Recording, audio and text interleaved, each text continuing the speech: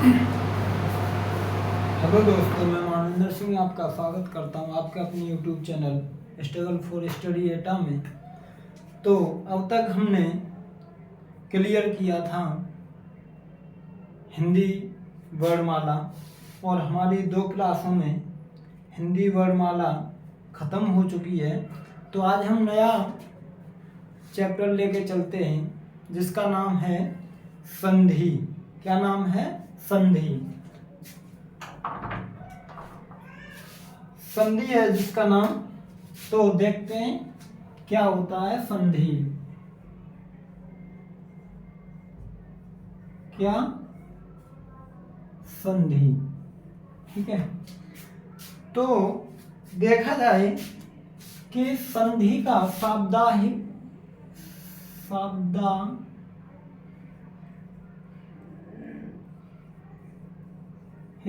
अर्थ क्या होता है? संधि का अर्थ क्या होता है? अच्छा, ये बताओ, संधि किसे कहते हैं? संधि किसे कहते हैं? आपने सुना होगा बोलते हैं कि उस राजा के बीच संधि हो गई, उसमें समझौता हो गया, यही कहते हैं ना। तो एक मेल कोई, क्या इसका अर्थ है? मेल। तो संधि का अर्थ क्या है? मेल या जुड़ना। मेल या जुड़ना ही क्या कहलाता है? संधि कहलाता है। ठीक है। तो देखिए, मैं किताबों के माध्यम से नहीं ज़्यादा, मैंने जो वर्णमाला पढ़ाई है वो भी मैंने अपने माध्यम से पढ़ाई है, ना कि किताबों में तो बहुत सा हमको किताबें, मैंने पहले भी बताया, हमको किताब है तो किताब नहीं लिखनी है, किताब थोड़ी लिखनी है हमको अपना एग्जाम पार करना है। क्या करना है? एग्जाम पार, ना कि हमको किताब है तो किताब ही लिखनी है, किताब थोड़ी लिखनी है हमको अपना काम निकालना है। और काम किससे निकलेगा? जिससे कि हमको एग्जाम टाइम जल्दी हो सके। क्वेश्चन आया, टिक किया, क्वेश्चन आया, टिक किया, ऐसे ये चीज होती है हमको मार्क्स दिलाने वाली चीज। जैसे जीएस में अगर आ रहा है तो आ रहा है, उसे टिक करेंगे और निकल लेंगे। ऐसे हिंदी में अगर आ रहा है, इसमें कोई ये तो है नहीं कि फॉर्मूला लगेगा, ये तो है नहीं, मैथ और रीजनिंग तो है नहीं, तो इसमें फॉर्मूला लगेगा। चलो अभी नहीं आ रहा तो फिर बाद में आ जाएगा। हाँ, हो सकता है कि ध्यान से उतर गया है और वो आप वापसी में रिपीट करते समय वो क्वेश्चन आपके ध्यान में आ जाए, तो ऐसा हो सकता है, ना कि किसी फॉर्मूले बेस्ड पे हम इसको हल कर सकें, ऐसा कुछ नहीं है। तो मैं पहले भी कह रहा हूँ, पहले भी कहा है और अब भी कह रहा हूँ, मैं किताब के माध्यम से नहीं जाऊंगा, तो क्या है? हिंदी का शाब्दिक अर्थ क्या है? मेल या जुड़ना, किसी के साथ जोड़ना। तो इसकी परिभाषा है, संधि की परिभाषा, हिंदी की परिभाषा क्या है? दो वर्णों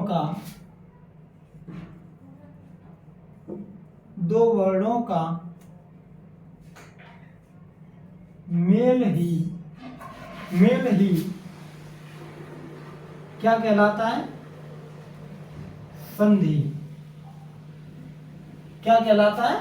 2 वर्णों का मेल ही संधि कहलाता है। वैसे किताबों में तो पता नहीं, 2 विकारी शब्दों के मेल को ही हम, जिस वर्णों के मेल से विकार उत्पन्न होता है उसे संधि कहते हैं। अरे क्या, बात तो वही है, 2 वर्णों के मेल को या 2 वर्णों के परस्पर मिलने से जो विकार उत्पन्न होता है। क्यों इतनी लेंथी बनाए हम, जब हमारा काम अगर 100 मीटर चलने में हो रहा है तो हमको क्या आवश्यकता है जो कि 1 किलोमीटर चले हम हम तो 100 मीटर में ही चलेंगे ना, हमारा काम ही 100 मीटर में हो रहा है। तो वही है कि इतना लंबा लिखें, इतना याद करें, क्या मतलब है उस चीज का। तो दो वर्णों का मेल ही क्या कहलाता है, संधि। जैसे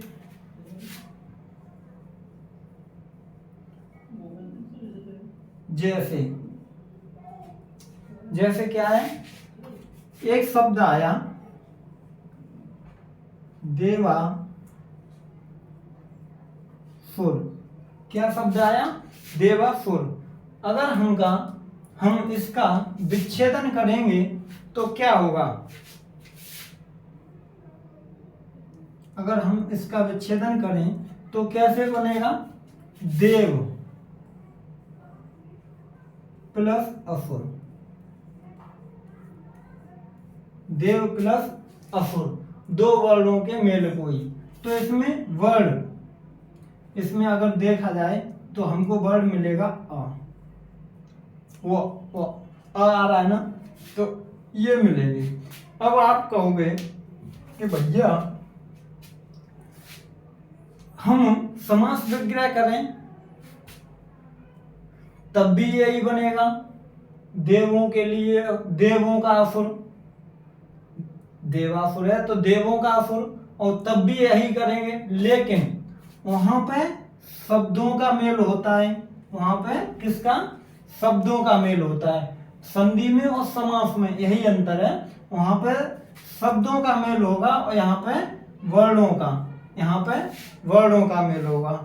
तो ये भी आपका क्लियर होगा कि समास में क्या अंतर है और संधि में क्या अंतर है। ठीक है, तो यहां से हमको अ मिलेगा और यहां से अ प्लस अ बराबर बड़ा, अ प्लस अ बराबर बड़ा। और ये किसका उदाहरण है, दीर्घ संधि का, दीर्घ संधि का, किसका, ये दीर्घ संधि का।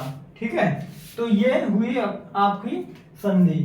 क्या, दो वर्णों का मेल ही संधि कहलाता है, जैसे देवासुर, देवधन असुर। ठीक है, अब चलेंगे नेक्स्ट, अब चलते हैं नेक्स्ट।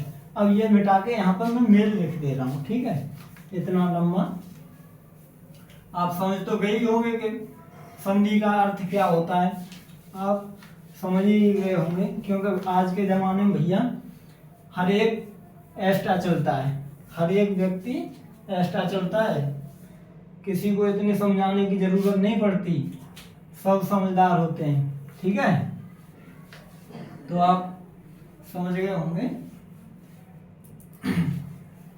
अगर कोई पूछ ले कि संधि की परिभाषा क्या होती है तो आप फटाक से बता देंगे कि दो वर्णों के मेल को ही क्या कहते हैं, संधि। दो वर्णों के मेल को ही क्या कहते हैं, संधि, मेल, मेल। ठीक है, अब आते हैं हम संधि के प्रकार। संधि के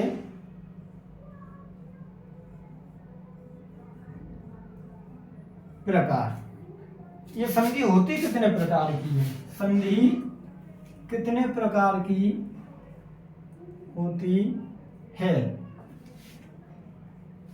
तो कितने प्रकार की होती है आपको पता भी होगा, और नहीं जिसे नहीं पता उसे आज पता चल जाएगा, जिसे नहीं पता उसे आज पता चल जाएगा। नंबर एक कौन सी होती है, स्वर संधि, स्वर संधि। नंबर दो व्यंजन संधि। और नंबर तीन विसर्ग संधि भी जोड़ देते हैं, चलो संधि, क्योंकि कोई ये कहेगा कि संधि तो है ही नहीं, यहाँ पर संधि क्या कर दिया आपने, तो जोड़ देते हैं संधि। स्वर संधि, व्यंजन संधि, विसर्ग संधि। तो कितने प्रकार की हो गई हमारी संधि, कितने प्रकार की होती हैं, 3 प्रकार की। कितने की, 3 की। अब आप देखते हैं स्वर संधि। स्वर संधि कौन सी होती है कि दो स्वरों के मेल को दो स्वरों के मेल को ही हम संधि कहते हैं। वैसे तो दो स्वरों के मेल को ही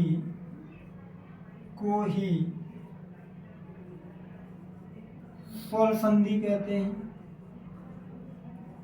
स्वर संधि कहते हैं। जब पहले ही उसमें आ गया स्वर संधि तो उसी को तो कहेंगे जहां स्वर आएगा, उसी को तो कहेंगे स्वर आएगा। तो दो स्वरों के मेल को ही संधि कहते हैं। जैसे मैंने अभी बताया था देवासुर, देवासुर, तो देव प्लस असुर, इसमें क्या मिला, ये आ यहां से मिला और अ यहां से मिला। मैंने बताया था ना कि ये क्या उदाहरण है, दीर्घ संधि का। किसका, दीर्घ संधि का, है ना। तो यही है कि दो स्वरों के मेल को ही हम स्वर संधि कहते हैं। अब है व्यंजन संधि। व्यंजन संधि एक स्वर, परिभाषा है इसकी, पहचान, एक स्वर प्लस एक व्यंजन, एक व्यंजन या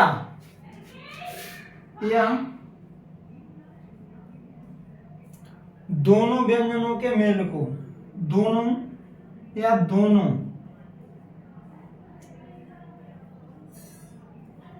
व्यंजन के मेल को क्या कहते हैं,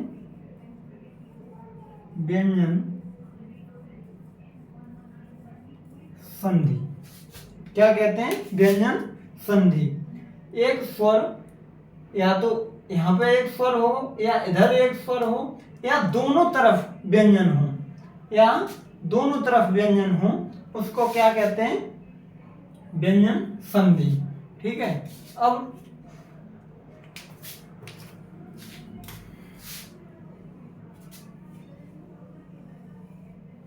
क्या आता है, विसर्ग संधि। विसर्ग संधि क्या होती है, एक तरफ विसर्ग हो, एक तरफ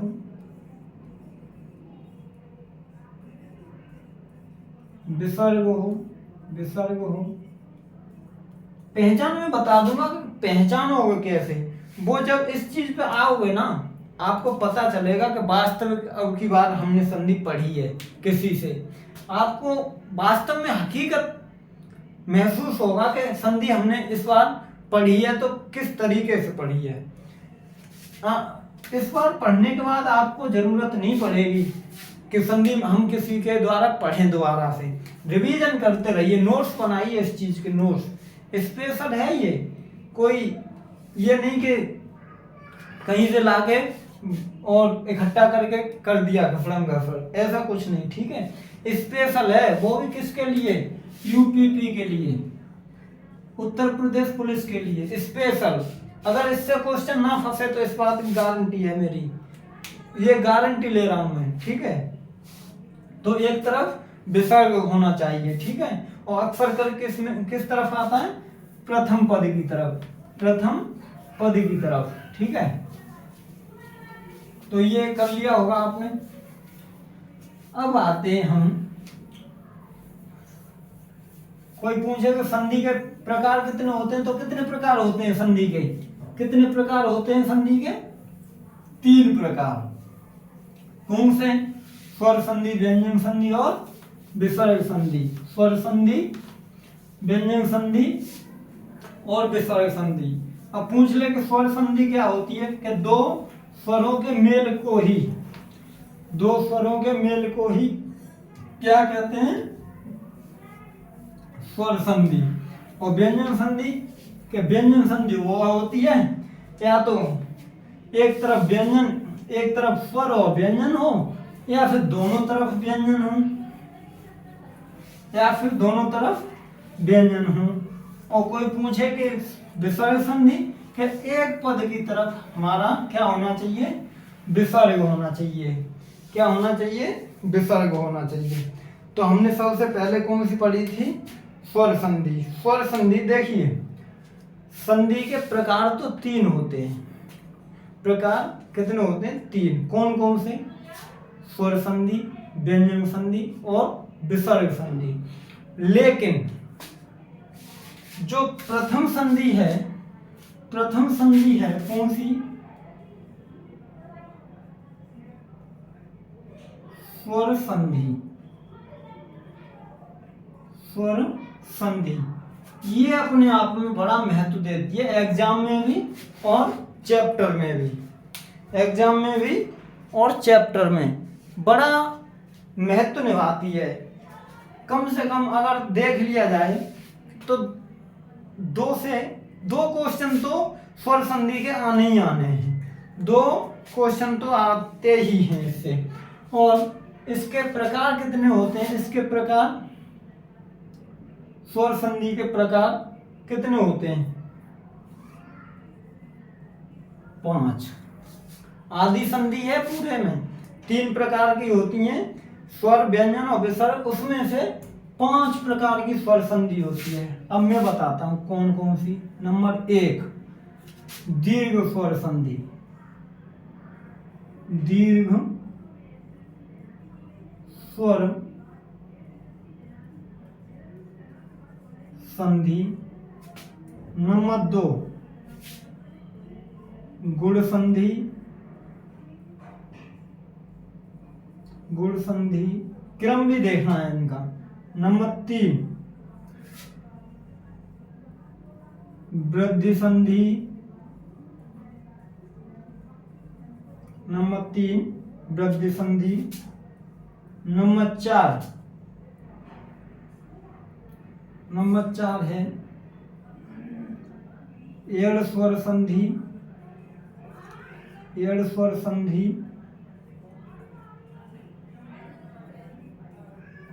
और नंबर 5 है अयाधि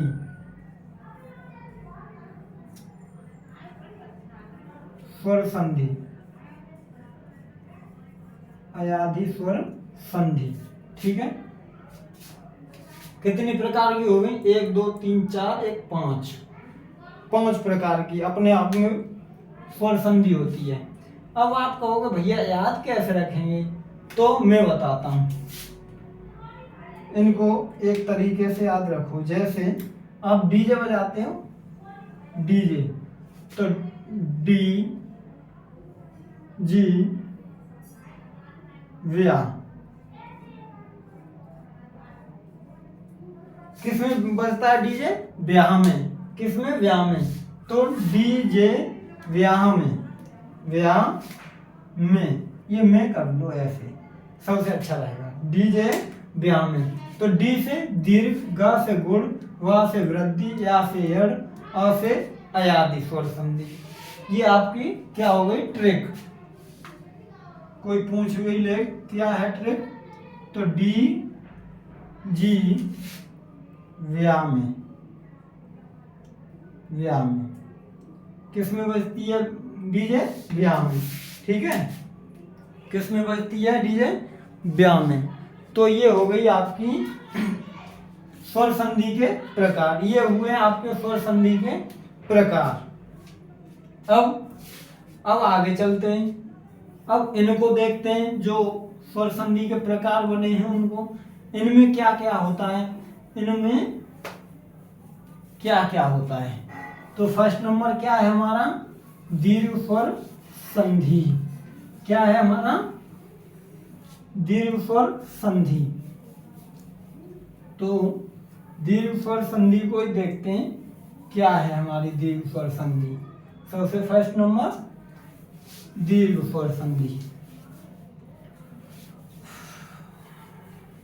अगर वीडियो अच्छी लगे तो लाइक, शेयर एंड हमारे चैनल को सब्सक्राइब जरूर करें।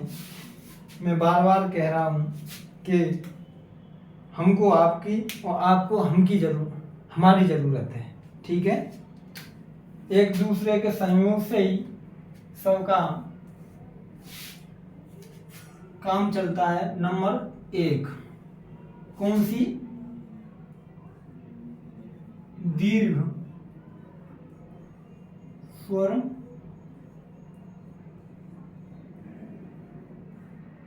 संधि। दीर्घ स्वर संधि तो क्या होती है दीर्घ स्वर संधि? देखिए वैसे तो बहुत जगह लिखा है अ प्लस अ के बाद आई, अ प्लस अ आ के बाद आई, या ए प्लस ई के बाद ई आई, और ई प्लस ई के बाद ई आई। यही लिखे होती है ना परिभाषा, यही होती है ना परिभाषा। तो वहां पर कौन सी होती है? दीर्घ स्वर संधि। अ प्लस आ के बाद आ, अ प्लस आ के बाद आ, ई प्लस ई के बाद ई, और ई प्लस ई के बाद ई आए तो वहां पर क्या होती है? दीर्घ स्वर संधि। लेकिन आपको कुछ नहीं करना, कुछ भी नहीं करना है। और हाँ, एक पॉइंट और भूल गया मैं,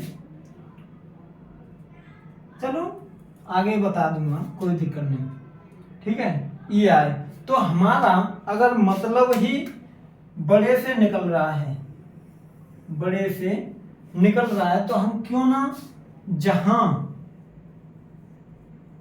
जहां आ कोमा बड़ी ई और ऊ आए, बड़ा ऊ आए, जहां आ ई ऊ आए वहां पर कौन सी होगी? दीर्घ स्वर संधि। क्योंकि यहाँ पर देखो, यहाँ से मिलके क्या मिल रहा है हमको? बड़ा बड़ा, बड़ी बड़ी, आगे भी ऐसे ही बड़ा ऊ मिलेगा हमको। तो क्यों ना हम वही करें जो हमको कम से कम समय में मिल रहा है, कम से कम समय में मिल रहा है। तो कैसे? जैसे जैसे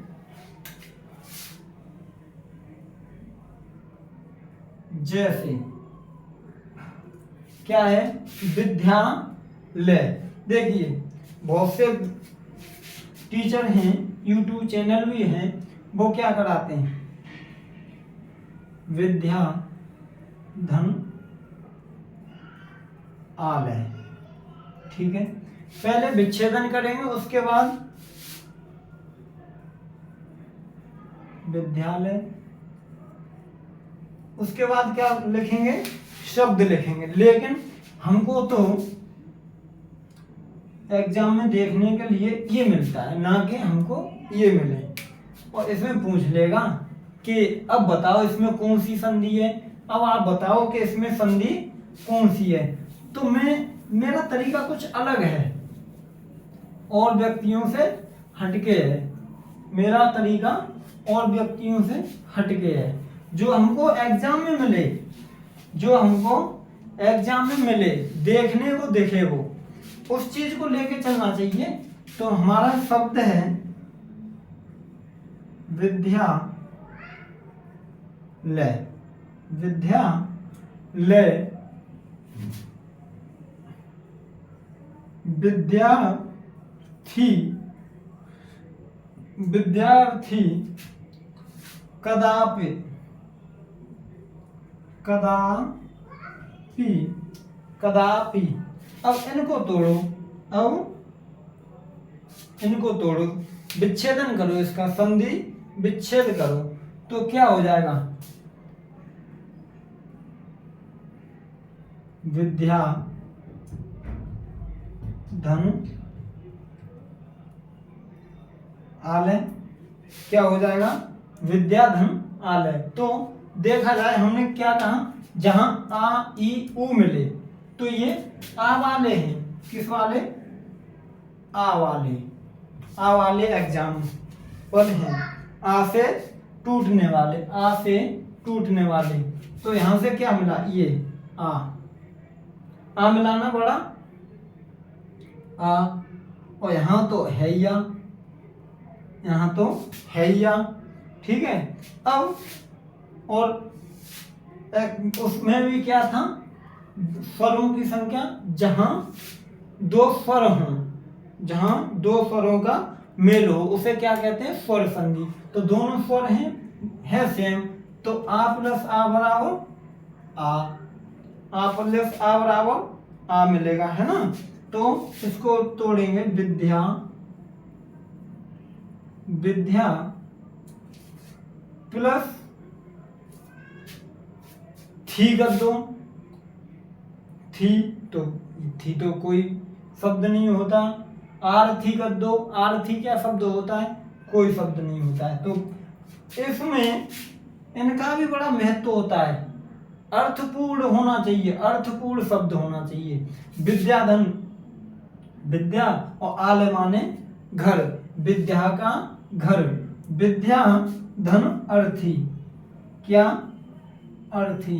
भाई उसने तो विद्या की अर्थी उठा ली, उस छात्र ने, उस बच्चे ने तो विद्या की अर्थी उठा दी। इतनी भयंकर पढ़ाई की है, क्या किया है, इतनी भयंकर पढ़ाई की है कि उसने विद्या की अर्थी उठा के रख दी। ठीक है, तो अर्थी का अर्थ आप जानते ही होंगे। और फिर है कदा, कदा प्लस अपि, कदापि, कदाप भी नहीं करूंगा ये काम, क्या ये काम तो मैं कैसे भी नहीं करूंगा, कताब भी नहीं करूंगा मैं। होता है ना, होता है ना, ऐसे शब्द आते हैं ना, बेटे ये काम कर लो, बेटे ये काम कर लो ना, मम्मी कुछ भी कर लूंगा लेकिन मर जाऊंगा, कदाप भी ये काम नहीं करूंगा। होता है ना। तो नेक्स्ट और भी चलो, जैसे धर्मात्मा, धर्मात्मा, तो इसका टूटेगा क्या, धर्म प्लस आत्मा, क्या आत्मा, धर्म प्लस आत्मा। अब एक और है धर्मार्थ, धर्मार्थ, धर्मार्थ, तो इसका टूटेगा धर्म प्लस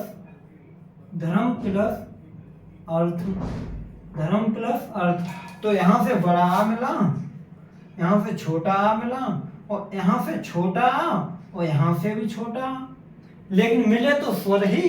ये तो है नहीं कि एक तरफ स्वर है और एकदम एक तरफ व्यंजन, ऐसा कुछ नहीं है। मिले हैं तो दोनों तरफ स्वर ही मिले हैं, मिले हैं तो दोनों तरफ क्या मिले हैं, स्वर ही मिले हैं। तो ये होती है आपकी स्वर संधि का आ से टूटने वाला नियम। आ से टूटने वाला, आ से टूटने वाला या वाले शब्द, आ से टूटने वाले शब्द, क्या विद्यालय, विद्यार्थी, कदापि, धर्मात्मा और धर्मार्थ। तो कई और शब्द हैं, बहुत से शब्द हैं, ये नहीं है कि इतने ही हैं, लेकिन ये वो शब्द हैं जो परीक्षा में बार बार पूछे जाते हैं, जो परीक्षा में बार बार पूछे जाते हैं। यहीं से सीधा सीधा क्वेश्चन बन जाता है, यहीं से कोई चेंजमेंट नहीं होती इसमें, आया सीधा और आपने भी देखा और एकदम फटाक से कर दिया, देखा क्वेश्चन और फटाक से कर दिया। अब आते हैं ई से टूटने वाले शब्द, ई से टूटने वाले शब्द। तो ई से टूटने वाले और देखते हैं कैसे होते हैं, वो कैसे टूटेंगे, क्या क्या शब्द मिलते हैं वहां से हमको। अब पहचान तो लो गई आप कि किस संधि का है ये, कहाँ पे जाके सेट होगा। अरे एक मिनट में तो तुम 10 क्वेश्चन लगाओगे, अगर आ गए आपके सामने ऐसे क्वेश्चन, तो ऐसे क्वेश्चन आ गए तो 1 मिनट में 10 क्वेश्चन 10 सेकंड में पढ़ोगे। 10 से 8 से 10 सेकंड में एक क्वेश्चन पढ़ के और लगा भी दोगे उसे। यही तो होते हैं ये 2 एग्जाम में सिलेक्शन दिलाने वाले, यही सब्जेक्ट हैं। अगर आपको आ रहा है तो ठीक है, नहीं आ रहा तो निकल लो आगे के लिए। लेकिन मैथ्स ये है कि अगर तुम फंस गए तो फंस ही जाओगे, उसमें से निकलने वाले नहीं हो, उसमें से निकलने वाले नहीं हो। अब आता है, अब आते हैं क्या, ई से टूटने वाले शब्द, ई से टूटने वाले शब्द आपके सामने आते हैं। ई से टूटने वाले शब्द तो कौन कौन से होते हैं भैया? नंबर 1 होता अभीष्ट, अभीष्ट। नंबर 2 होता है मुनीन्द्र, मुनीन्द्र। नंबर 2 होता है, नंबर 3 होता है रविंद्र, रविंद्र। नेक्स्ट होता है कपीस, कपीस। और नेक्स्ट होता है गिरीश, गिरीश। और होता है लक्ष्मी इच्छा, लक्ष्मी इच्छा, लक्ष्मी इच्छा। ये होते हैं आपके शब्द। अब इनको तोड़ो, अब इनको तोड़ो। क्या होता है? अभीष्ट का अभी, अभी प्लस ईस्ट हो जाएगा, अभी प्लस ईस्ट। तो यहाँ से छोटी और यहाँ से बड़ी मिलेगी, यहाँ से छोटी और यहाँ से बड़ी मिलेगी। अब मुनीन्द्र का देख लो, मुनीन्द्र का देख लो। तो मुनि बोलने में तो जैसे लगेगा जैसे बड़ी की मात्रा, लेकिन नहीं, मुन, मुन प्लस इंद्र। इंद्र में हमेशा छोटी ई आती है, इंद्र में हमेशा कौन सी आती है? छोटी ई। तो रवि, रवि प्लस इंद्र।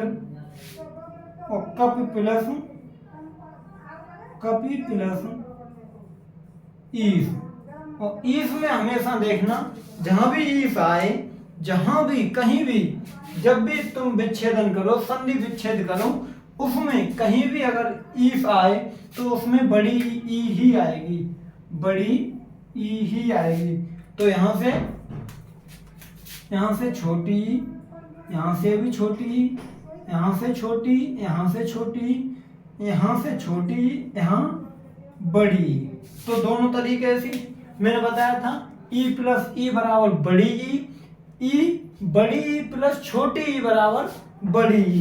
तो वही नियम हो रहा है ना सेट, छोटी ई प्लस बड़ी ई बराबर बड़ी ई, छोटी ई प्लस छोटी ई बराबर बड़ी ई, बड़ी ई आ रही है ना। तो ये अब आते हैं गिरीश पे। अब किस पे आते हैं? गिरीश पे। तो गिरी, गिरी धन ईश आया ना, बड़ी ई आया ना, बड़ी ई। और लक्ष्मी इच्छा पे आते हैं तो लक्ष्मी, लक्ष्मी धन इच्छा, लक्ष्मी धन इच्छा। तो ये होते हैं आपके टूटने, ई से टूटने वाले शब्द, जो हमारे किस में आते हैं? दीर्घ स्वर संधि में। किस में आते हैं? दीर्घ स्वर संधि में। तो ये हो गए आपके। अब आप कौन सा बचा? मैंने ऊ वाला। अब आपका कौन सा बचा? ऊ से टूटने वाले शब्द, ऊ से टूटने वाले, बड़े ऊ से।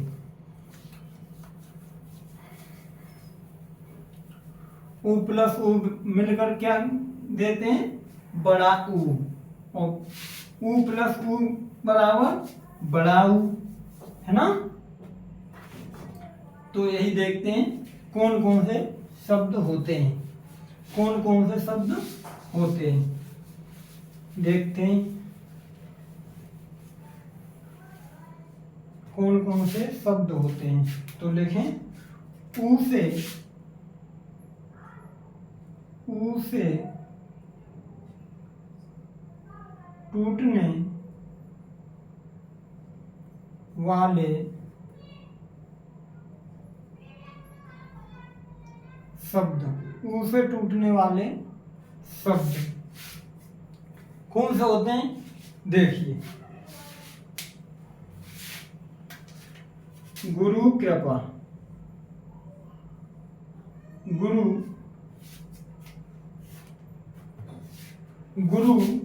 बड़े ऊ की छोटे ऊ की है, बड़े ऊ, गुरु कृपा हुआ ना, गुरु कृपा नहीं है,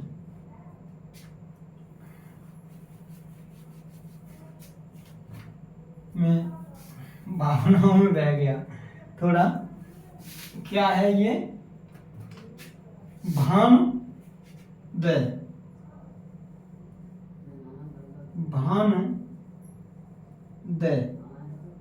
भानुदय, सूक्ति,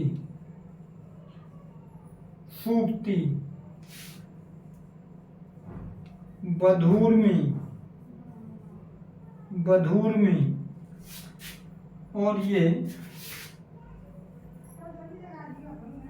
वधू उत्सव,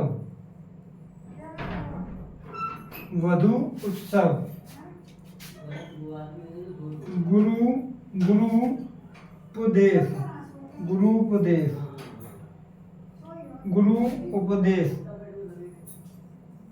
और ये भूर्जा। तो अगर इनको तोड़े हम तो क्या मिलेगा हमको, देखो भानुदय, तो भानुदय को तोड़ेंगे तो भानु,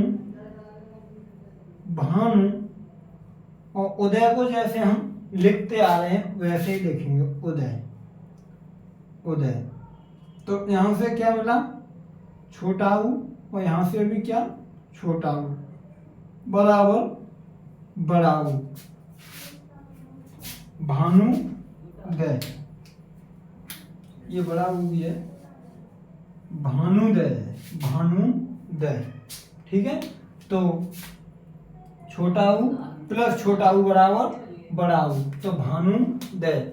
अब सूक्ति को तोड़े तो सु प्लस उक्ति, यहां से भी क्या मिला हमको, छोटा ऊ और छोटा ऊ,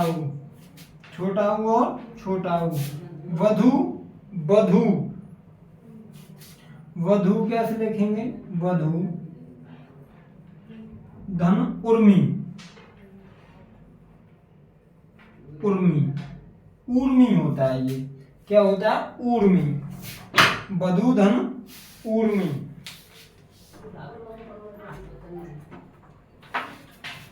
क्या होता है, वधू धन ऊर्मी, तो ये हुआ। अब नेक्स्ट क्या होता है, नेक्स्ट क्या है हमारे पास, वधू उत्सव क्या है, तो इसको तोड़ेंगे तो वधू धन उत्सव क्या है, तो यहां से हमको क्या मिला, बड़ा ऊ, और यहां से छोटा ऊ, तो बड़ा ऊ प्लस छोटा ऊ मिलकर क्या मिलता है हमको, बड़ा ऊ, क्या मिलता है, बड़ा ऊ। अब हमारे पास है गुरुपदेश, तो यहाँ पे गुरु ऐसे ये वाली मात्रा आएगी। अगर हमारे पास ये आए तो वो बड़े ऊ की है, और ये आए तो हमारे पास कौन सी की है, छोटे ऊ की, ठीक है। ये आप ध्यान में रखिए। तो गुरु प्लस उपदेश, गुरु धन उपदेश, और अब हमारे पास क्या बचा, भूर्जा को अगर तोड़ें तो कुछ ही ऐसे शब्द होते हैं जो अपने आप में अकेले में टूटते हैं, कुछ अपने आप टूटते हैं। तो ये अकेला भू प्लस ऊर्जा माने क्या, एनर्जी होती है ना, हमारे अंदर की जो ताकत होती है उसे क्या कहते हैं, ऊर्जा। तो अपने आप में जो ऊर्जा है उसे बड़े U से प्रदर्शित करते हैं। तो भूधन ऊर्जा ये है। तो आपकी दीर्घ स्वर संधि समाप्त होती है। एक और है राम प्लस, आपने शब्द सुना होगा रामायण,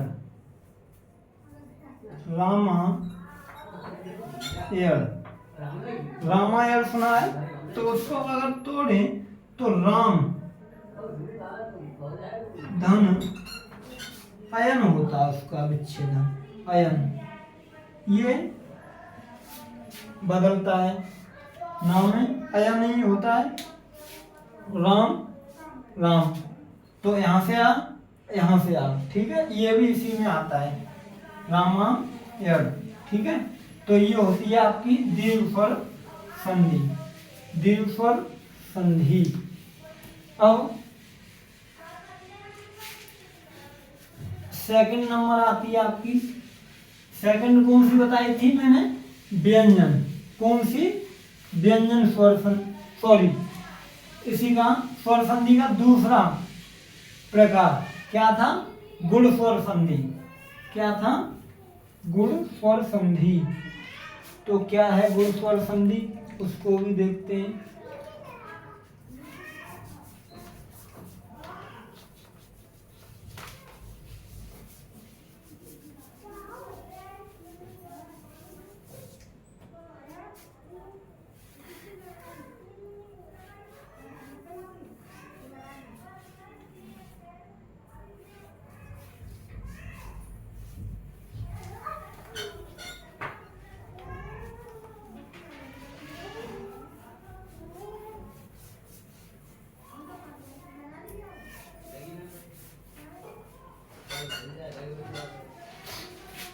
नंबर दो पर क्या है हमारा,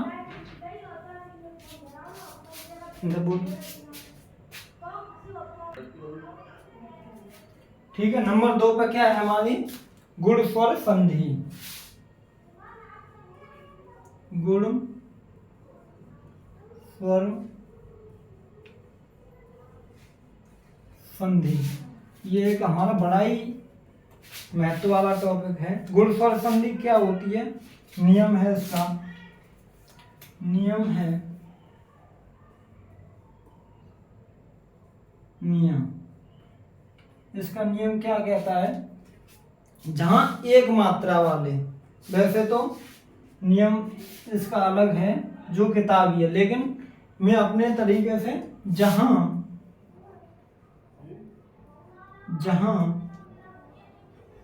एक मात्रा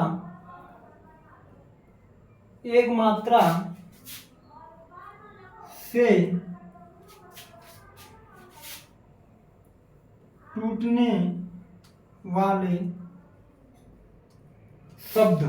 टूटने वाले शब्द आए, जहां एक मात्रा, कौन कौन सी एक मात्रा, ये और ये और ये किसकी होती है, ये ए की और ये ओ की, ये दो मात्राएं आ जाएं तो मान लो आप कौन सी संधि है वहां पे, गुण स्वर संधि, गुण स्वर संधि। कैसे, टूटने वाले शब्द आए, वहां क्या होती है, गुण स्वर संधि, ठीक है। कैसे, शब्द है अपने पास, जो किताबी परिभाषा है वो है अ प्लस ई बराबर ए आई, अ प्लस ई बराबर ए आई, आ प्लस ई बराबर ए, ये है ना, अ प्लस उ बराबर ओ आई,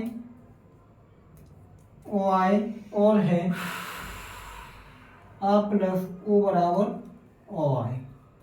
वहां पर क्या होती है, ये भी लिखा दिया। अगर ये अच्छा लगे तो ये, वैसे बेस्ट ये है आपके एग्जाम के लिए, ठीक है। हमको मैंने पहले ही कहा है, ज्ञानी नहीं बनना, हमको एग्जाम निकालना है। क्या निकालना है, एग्जाम, और ज्ञानी भी बनना है तो ये है। ठीक है, दोनों चीज मिलेंगे आपको। तो शब्द है हमारे पास नरेंद्र। क्या है? नरेंद्र। अगर इसे तोड़ें तो क्या मिलेगा हमको? नर धन इंद्र। नर धन इंद्र।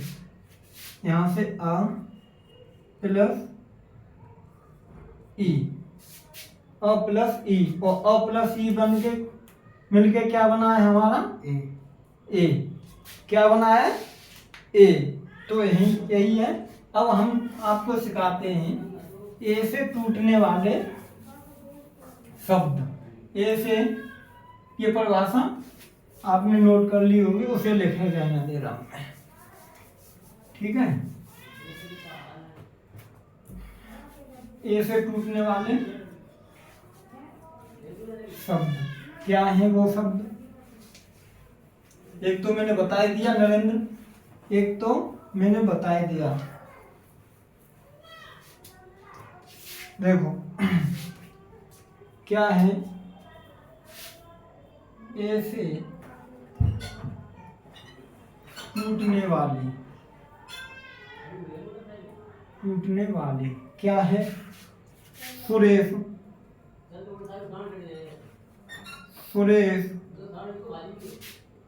देवेंद्र,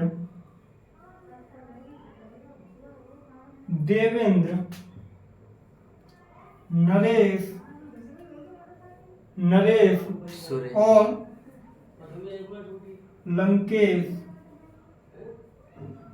लंकेश। ठीक है, और एक मेरे पिताजी का ही नाम है रमेश। क्या? रमेश। तो तोड़ते हैं इनको। फुर प्लस ईस, और मैंने पहले क्या कहा था? ईस हमेशा बड़ी ई से स्टार्ट होता है, और इंद्र हमेशा छोटी ई से ही लिखा जाएगा। तो फुर प्लस ईस, यहाँ से अ और यहाँ से बड़ी ई मिली। ठीक है, अब देवेंद्र को तोड़ेंगे तो देव धन इंद्र आ गया ना, छोटी, और यहाँ पे इसमें बड़ी, मैंने पहले भी बताया था। और नर प्लस ईस। अब आप इसे लंक करें या लंका करें? बताओ क्या करें, लंक या लंका? तो यहाँ पे लंक ना होके लंका होगी, क्योंकि वो जो लंकेश था वो ईश माने होता है भगवान, ईश माने भगवान, तो वो लंका का राजा था, ना कि लंक। लंक कोई शब्द नहीं होता।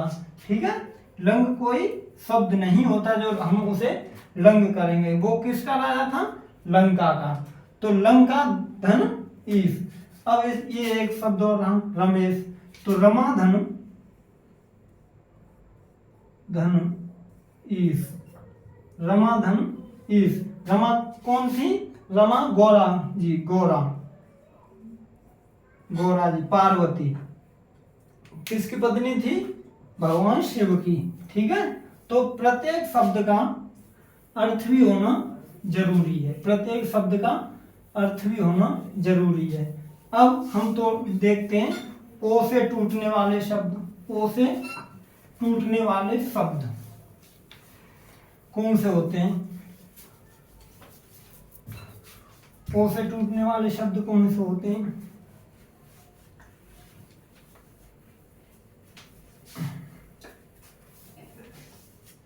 ओ वाले शब्द, ओ वाले शब्द कौन से? ओ वाले कौन कौन से होते हैं? बीरो चित, इससे करता हूं, बीरो चित, परोपकार,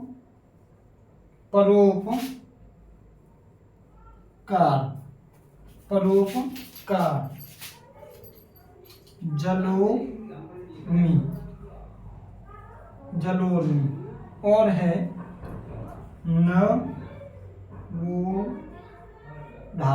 नवोढ़ा, और एक है चंद्रोदय।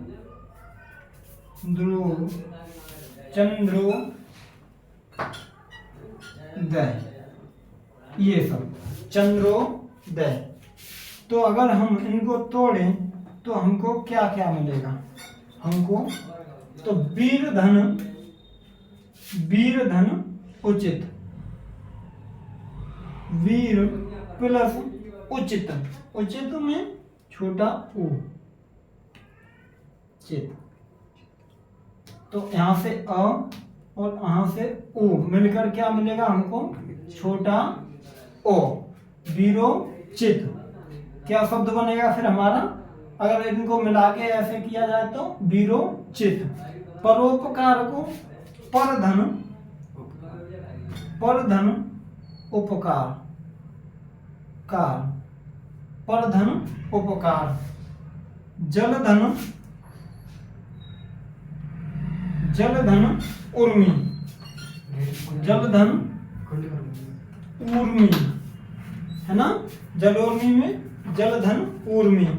और नवोढ़ा में नव प्लस ऊढ़ा, नव धन ऊढ़ा, या ऊढ़ा भी हो सकता है। नवधन ऊढ़ा या नवधन ऊढ़ा भी हो सकता है। दोनों में से सही है, दोनों ही सही है, लेकिन अक्सर करके ये मिलता है नवधन ऊढ़ा। ठीक है। और चंद्रोदय में चंद्रधन उदय,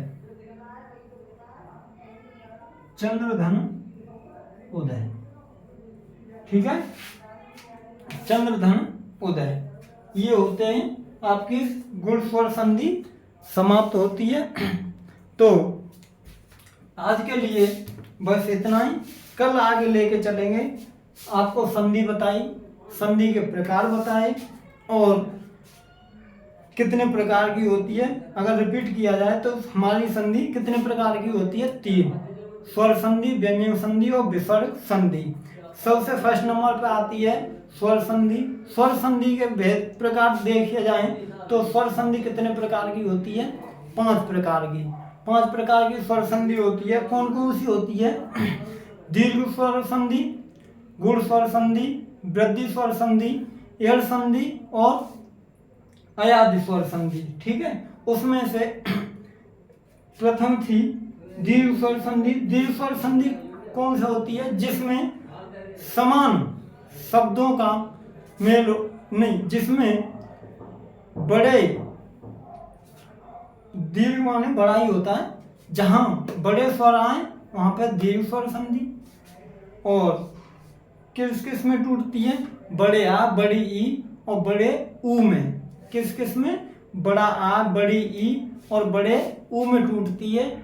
उसके बाद आती है हमारी गुण स्वर संधि। नंबर 2 पॉइंट, गुण स्वर संधि। गुण स्वर संधि कौन सी होती है? वह संधि जो ओ और ए मात्राएं आए, वे शब्द जिनमें ए या ओ की मात्रा है, वहां पर कौन सी संधि होती है? गुण संधि। छोटी ए और छोटे ओ की मात्रा है, वहां पर क्या होती है? गुण स्वर संधि। और वो भी समझाया कैसे? जैसे वीरोचित, वीर धन उचित, और परोपकार, पर धन उपकार, और जैसे सुरेश, सुर धन ईश, नरेश, नर धन ईश, रमेश, रमा धन ईश, और देव प्लस इंद्र। ऐसे उदाहरण दिए गए आपको। अगर आपको यह वीडियो अच्छी लगे तो लाइक, शेयर एंड सब्सक्राइब करें हमारे चैनल को। स्ट्रगल फॉर स्टडी एटा में आपका हर वक्त स्वागत रहेगा। वीडियो को पूरा देखें, तभी आपको कुछ समझ में आएगा। तो आज के लिए बस इतना ही। स्वस्थ रहें, मस्त रहें और पढ़ते रहें, यही मेरी कामना है। धन्यवाद।